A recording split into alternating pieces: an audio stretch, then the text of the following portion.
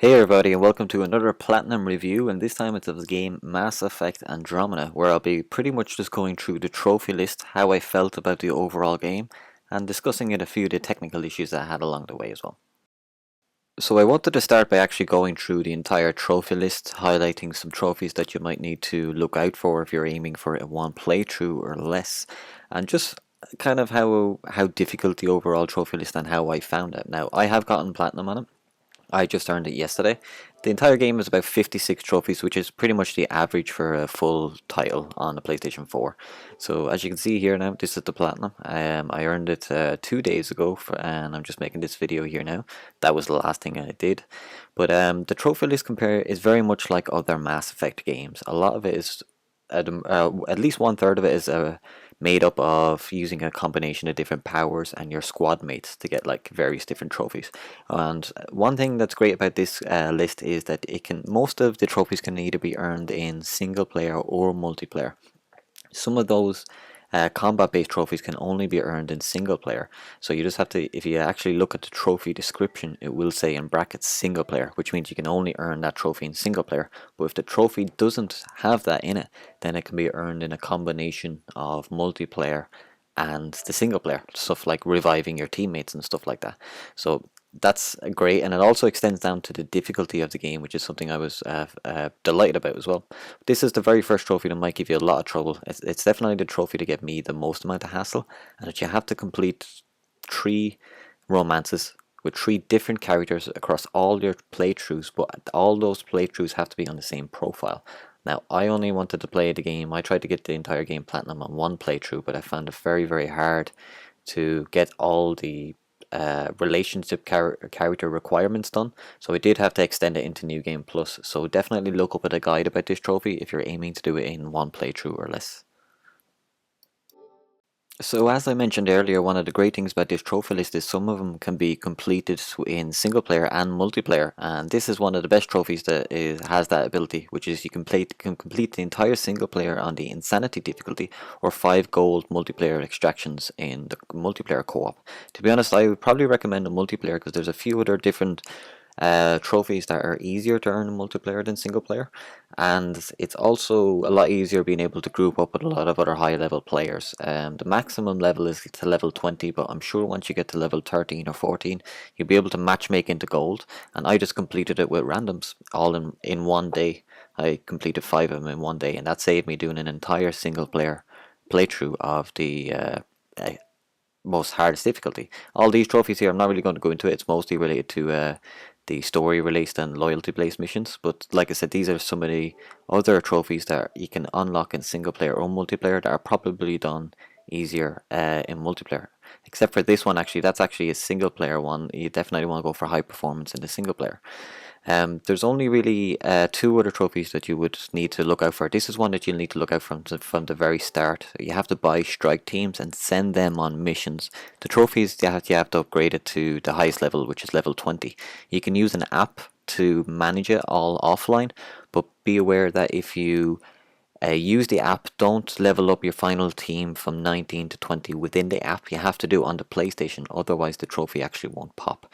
But otherwise, this is a trophy that you'll definitely have to get started on the second you get into your Mass Effect Andromeda journey, because it takes time for your team to complete the missions, and sometimes they fail them and they're not going to get as much XP, and it's just going to be a lot of hassle. It's one of the is that actually one of the last trophies that I had to earn. I just decided to earn one of the other trophies beforehand, so definitely get on this as soon as possible.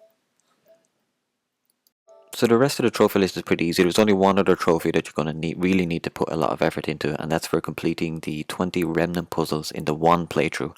As far as I'm aware, there's only actually 22 puzzles in the entire game, and 6 and 7 of those are missable because they're inside a vault, and the vault becomes locked after you complete a story or side mission.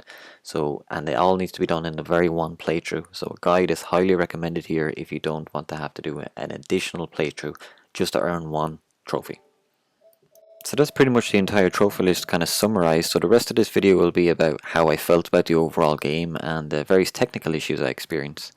So I'm a huge space fan. I love Carl Sagan's Cosmos, and I even have a telescope in real life. It's something I was very drawn to from a young age. So this genre of gaming is something I've always very interested in, and Mass Effect has always, I think, has been at the very forefront of that kind of style of development. Now, one thing that Mass Effect Andromeda has added, that's a huge difference from the previous games, is obviously massive open world worlds that you can explore with these rovers. And the basic story of it is that you, as humans, have moved to a different galaxy, and you have to start to colonize it. So find planets that are hospitable and like change the atmosphere and all that, and just make it colonize it for humans. And so that's pretty much the premise of it. But there's no more story behind that. There's no backbone. It's basically you out there among the stars. Like that sounds good, but it's actually not. It's very dull world. You don't feel like you really care for the connections of the people or anything like that. And the story itself, compared to the Shepherds and the Reapers story, was completely terrible in my opinion. The combat has evolved a little bit. I still enjoyed it as much as the other Mass Effect games. As you can see here, like there's a lot of different wildlife and stuff like that, which is not as much as I thought, as they could have expanded upon it. Really, like as when you consider that there's 5 huge alien worlds to go into, I honestly saw a lot of the same alien kind of and enemy designs and stuff like that. So I didn't think it was as expansive as what I think, or what my interpretation of space exploration would be if you landed on an actual planet and you were going through anything like this. So it's very dull compared to what you actually get. It's very lifeless. I think it's very dull, but very lifeless of the entire game and the overall setting of it as well. Like I said, the combat is what made me really keep going. It's a nice, fun shoot recover, but I care more for just that in my games. And Mass Effect always brought a huge quality in pretty much every department of game that they used to have. Now, for one example, from what I was saying about this is the galaxy map that you can see, the entire Andromeda galaxy, all these different places you can go. There's only 5 places you can actually touch down on, and only 4 of those places are like explorable worlds. But as you can see here, all these other places are 0%. And now keep in mind, I have earned the platinum at this stage, but I've never been to any of these sub galaxies. See, 0% and 0% down there. The side missions and stuff like that, I don't care about the story or the characters enough, and they don't draw me towards there if there's no trophies to associate them. So there's loads and loads of it all missing. And then just even go into the performance of the game, you can see here the draw distance. I'm on a PlayStation 4 Pro, running on a 4K TV, and the draw distance here from when you were just using the rover is pretty shocking, to be honest. It looks like it's only barely 1 meter in front of the rover, and that's when the pebbles and stuff in front of me start to come into view. Honestly, it completely ruined it, and that wasn't just throughout the that only planet. I believe it's something to do with the change in the port over from the Unreal Engine used from all the other Mass Effects to EA's own proprietary software Frostbite engine, which had some issues with Battlefield 4 and some other games when they launched as well. But the performance issues here for Mass Effect are very disappointing. It's evident in the massive open world and even in the tight corridor sequences. The game from the ground up is littered with bugs. Like you see, the draw distance here is pretty much the exact same for the grass, and even the mountains in the background and everything, they start to flicker as the textures load in and out, and it's extremely disappointing, especially as an owner of a PlayStation 4 Pro. One of the prime examples, I've slowed it down here now that you can see it, is that I'm going to race past this part and you're going to get into this enemy encampment, and you can see all the cover things are just literally just spawning right now as you come up to it. It's incredibly disappointing compared to games that I've played on the PlayStation Pro that are like Horizon Zero Dawn, which has been absolutely fantastic, and all these other games. And it, like I said, it doesn't extend to just the combat. I just exited out of my rover and I was stuck in this weird form and shape. This is something that I had shared to my Twitter account because this is one of the major bugs that I come through, and I thought it was funny at the time, but little did I know I was going to experience bugs like this constantly throughout the entire playthrough of Mass Effect. And then towards the end, it didn't get funny, and it didn't get social media worth of sharing. It just kind of became a little bit old and tiring, especially if for anyone who has paid full price for this game.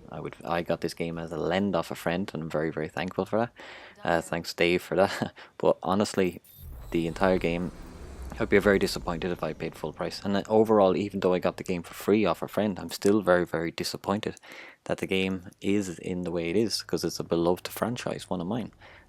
This is supposed to be during when you're a simple cutscene when you're talking to a person, but the game just completely freaked out with me. I couldn't even skip past it, and it ended up with this slow rotating Krogan doing a little shaking wiggle dance, and he looks really, really slowly. Like it actually kind of started creeping me out. So this is why I recorded it and I wanted to put in. These type of issues happen even when you're in the cutscenes with characters. And then Ryder appeared out of nowhere, and then the Krogan made a jump over there, and then you can see in the entire time there's this massive headbanging Krogan in the background. It was going mental. He was having a great time over there. He's listening to some Exodus and Metallica and stuff like this. He's absolutely going mental. He doesn't care about the galaxy. He doesn't care about Mass Effect. He's just going absolutely mental. And then that's it. I was thrust back into the end with this stupid look on Ryder's face, like she didn't know what the hell was going on, and I didn't know what was going on, you know. So overall, guys, I'm sorry. This game has been a massive disappointment for me. I only shouldered on to get the platinum because I put loads of time into it. I wanted to do this video, and I'm a massive fan of the series overall because I have the other Mass Effect platinums. So just to recap here, it'll probably take you about 50 to 60 hours, probably as a standard Mass Effect game. If you're a fan of the series, the trophy list is exactly the same as the others, but I just wanted to make you aware of all the kind of technical issues that are still happening. I don't believe these technical issues can be fixed by a patch. From playing the game for 50 to 60 hours from multiplayer and single player, it's clearly evident that the game as a whole, in its very core, is a buggy technical mess. So I wouldn't expect the majority of these issues to get patched at all. So I would wait for a sale for this game. Even if you are a fan, it's disappointing. I'm sorry. The new additions with open world are welcome, but what they removed, which is pretty much what made Mass Effect beloved as a franchise, it completely wasn't worth it, and it's the worst Mass Effect I've played, and it's very disappointing in my opinion. So I hope this video has helped you out. Obviously, leave a comment if you want to know more about the game or have any kind of if you have a different opinion on it. I'd obviously love to hear your opinion as well. And if you like the video, just leave a comment and a like and a sub. Thanks.